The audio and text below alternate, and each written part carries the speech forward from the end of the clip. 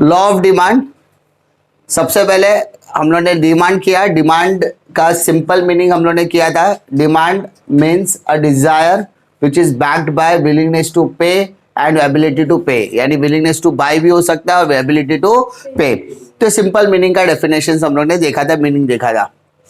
अब यहाँ पे आ जाएंगे हम लोग कंज्यूमर बिहेवियर के ऊपर, जहां पर हमको लॉ ऑफ डिमांड के बारे में पढ़ना है। अब ये लॉ ऑफ डिमांड एग्जैक्टली है क्या?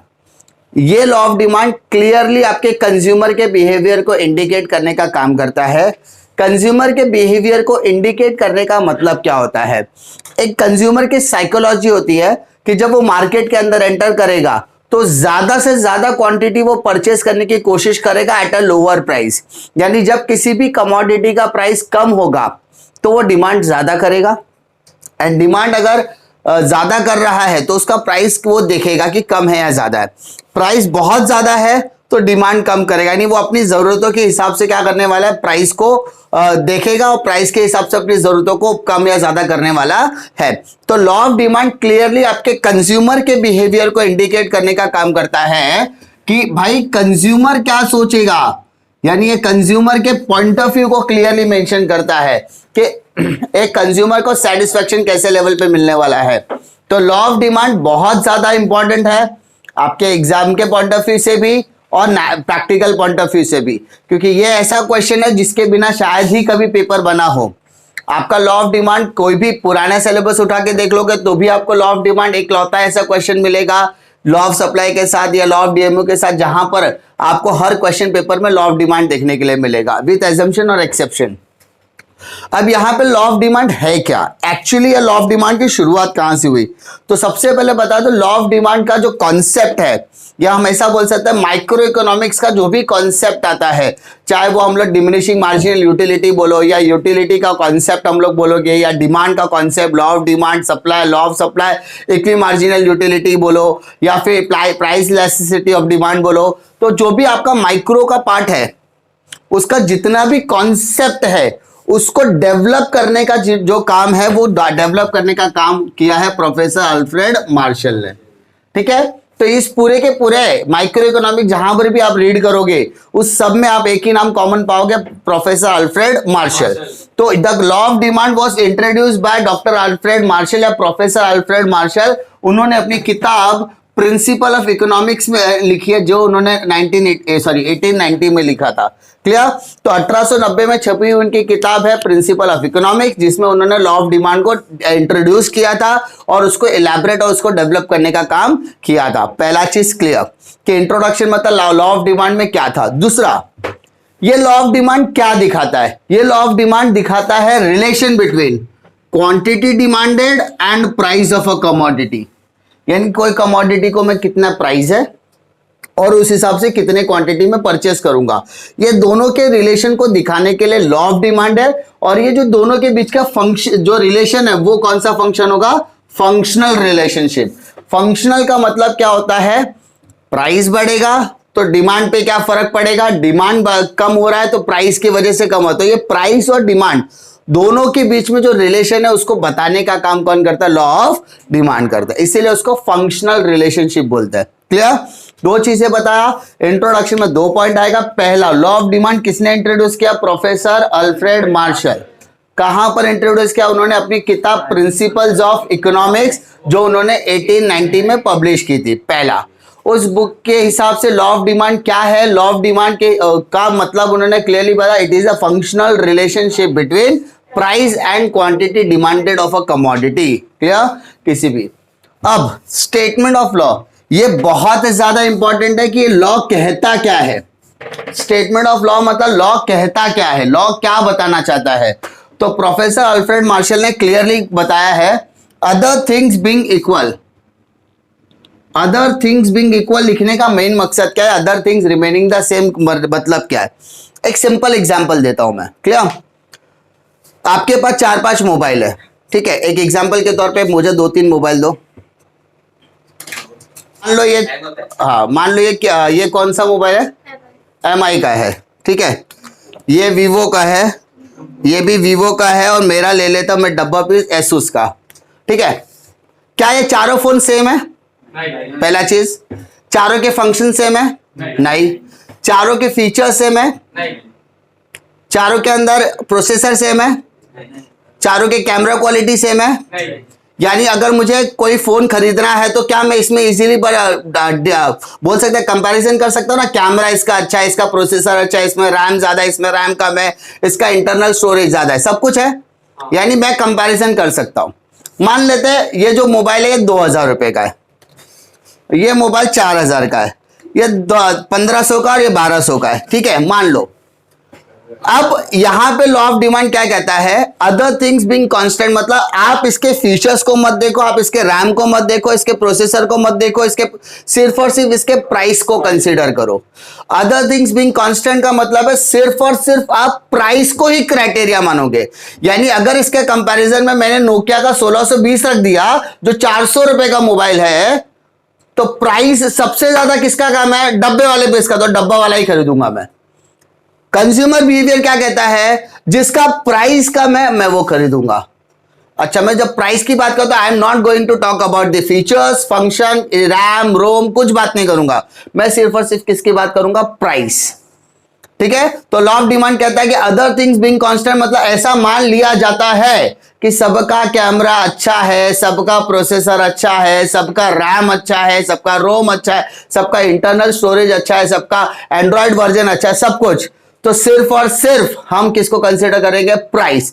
तो जिसका प्राइस कम होगा हम वो चीजों के ऊपर डील करने वाले हैं। तो यहां पर उन लोग ने क्लियरली मेंशन किया है अदर थिंग्स बीइंग कांस्टेंट, इसलिए इस वर्ड का इस्तेमाल किया जाता है। क्योंकि लॉ क्लियरली कहता है कि सिर्फ और सिर्फ हम लोग प्राइस और डिमांड देखेंगे। क्या देखेंगे, प्राइस और, we are not going to talk about the any other functions. अब मैं बोलूंगा छोटा वाला मोबाइल और ये एंड्रॉइड वर्जन में ये आपको टच होता है, यहां पे आपको टाइप करना पड़ेगा, ये टच स्क्रीन है, भाई हमको नहीं मालूम, हमको सिर्फ प्राइस देखना है। क्यों, क्योंकि लॉ ऑफ डिमांड बोलता है प्राइस।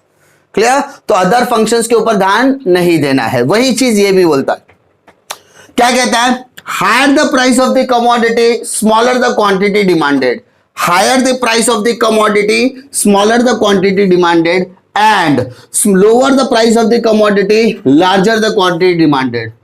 वापस बोल रहा हूं, higher the price of the commodity smaller the quantity demanded, higher का उल्टा lower, lower the price of the commodity smaller का उल्टा larger, larger the quantity demanded।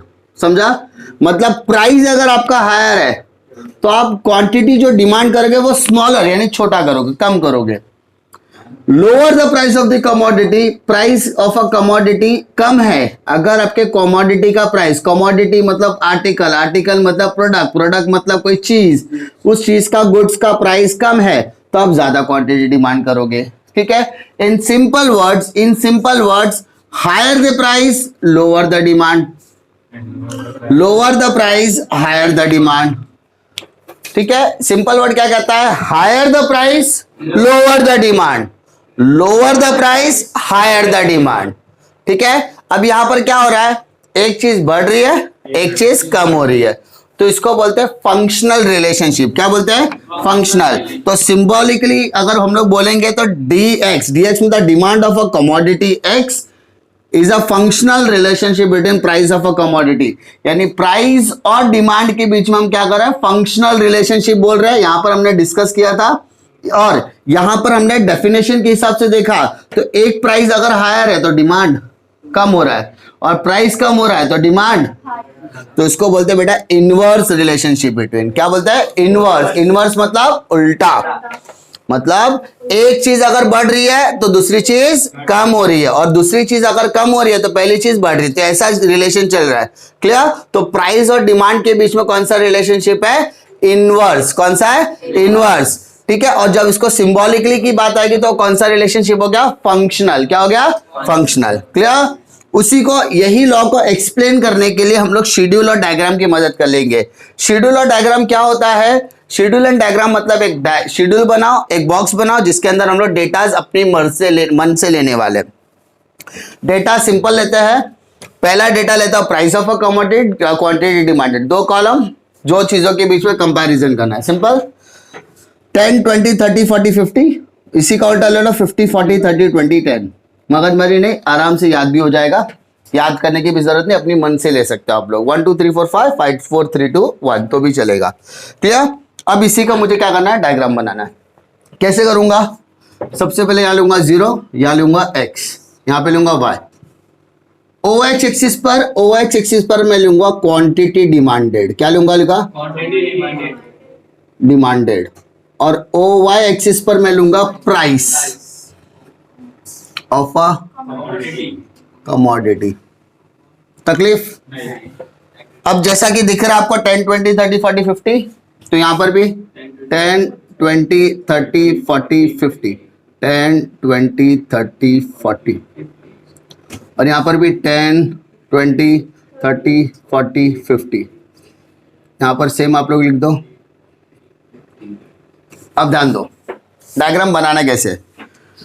Price आपका 10 है तो क्वांटिटी कितना है? 50। प्राइस आपका 10 है तो क्वांटिटी कितना है? 50। सिंपल। सेकेंड, प्राइस आपका 20 है तो क्वांटिटी कितना है? 40। प्राइस आपका 20 है तो क्वांटिटी कितना है? 40। सिंपल। प्राइस आपका 30 है तो क्वांटिटी कितना है? 30। प्राइस आपका 40 है तो क्वांटिटी कितना है? तकलीफ? प्राइस आपका 50 है तो क्वांटिटी कितना है? 10। पक्का? अब आपको क्या करना है, इसके आउटर पार्ट्स को ऐड करना है। मतलब ये आप चाहिए तो डायरेक्टली रैंडमली कर सकते हो। अब अगर आप इसको ग्राफ में रिप्रेजेंट करोगे तो आपके कॉलम में कुछ चेंजेस, इसको बोलेंगे डीडी। डीडी मतलब डिमांड कर्व। सिंपल। अब ये दोनों आपको क्या चीजें एक्सप्लेन करता है उसको मेरे को बताना है, ठीक है। सबसे पहले यहां पर आएगा explanation of schedule and diagram. क्या होता है, टेक्स्ट बुक में आपको शेड्यूल को अलग एक्सप्लेन करके ही है और डायग्राम को अलग। हम लोग क्या करेंगे, दोनों को साथ में एक्सप्लेन करेंगे। इससे क्या होगा, हमारा टाइम भी बचेगा और एक्सप्लेन तो एक ही चीज करनी है हमको, ठीक है। सबसे पहला डायग्राम में OX एक्सिस क्या दिखा रहा है? OX क्वांटिटी डिमांडेड, OY क्या दिखाता है? प्राइस, और DD मतलब डिमांड कर्व। सिंपल। तो यहां पर लिखो द डायग्राम शोज या इंडिकेट्स मतलब दिखा रहा है। क्या दिखा रहा है? सबसे पहले वो क्या क्या दिखा रहा है देखो। OX एक्सिस क्या दिखा रहा है? Quantity demanded. उसके बाद OY एक्सिस क्या दिखाता है? Price of a commodity. तकलीफ? और DD कर्व, उसको क्या बोलेंगे? Demand curve. क्या बोलेंगे बेटा? Demand curve. तकलीफ? हमने इंडिकेशंस बता दी है। ये चीजें अगर बता दी तो आपके कहीं ना कहीं मार्क्स और फाउंडेशन आपका अच्छा हो जाएगा, मार्क्स आपके पक्के हो जाएंगे। सेकंड, अब दोनों को साथ में कनेक्ट करते हैं। When price of a commodity is 10, quantity demanded is 50। KG भी ले सकते हैं, यूनिट्स भी ले सकते हैं, डिपेंड्स ऑन यू, ठीक है। तो when the price of a commodity is 10, higher the quantity of 50 kg demanded, ठीक है। When price of a commodity, when a price of a commodity ₹10, जब आपका प्राइस ऑफ अ कमोडिटी क्या था?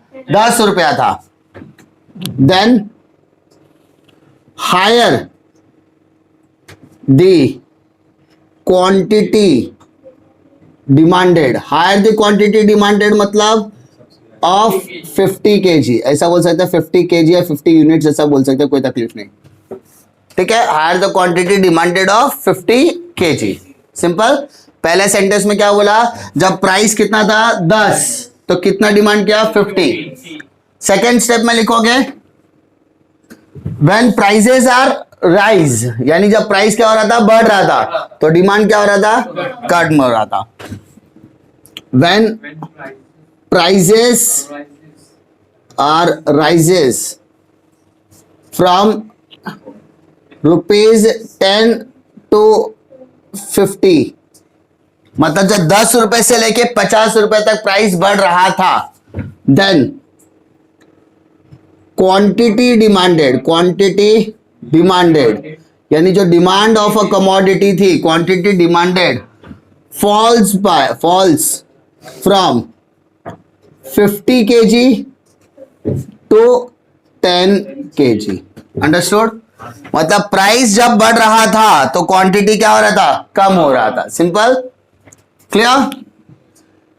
Fourth क्या रिलेशन बताता है? It shows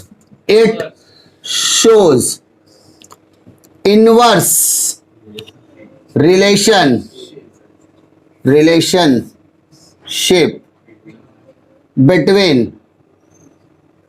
between price and quantity demanded of a commodity यानी जो कमोडिटी हम डिमांड कर रहे हैं उसके बीच में कौन सा रिलेशनशिप है? इनवर्स। कौन सा रिलेशनशिप है? इनवर्स।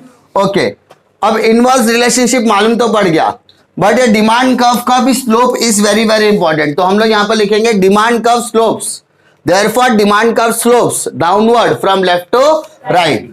इसीलिए देयरफॉर डिमांड कर्व, क्या बोले बेटा? Demand curve. अच्छा, ये डिमांड कर्व को हमने क्या बताया था? DD. Therefore demand curve slopes downward मतलब बेटा नीचे क्या? Downward from left to right. अब यहां पर भी आपका क्वेश्चन यही 2 पॉइंट में घुमाता है बेटा।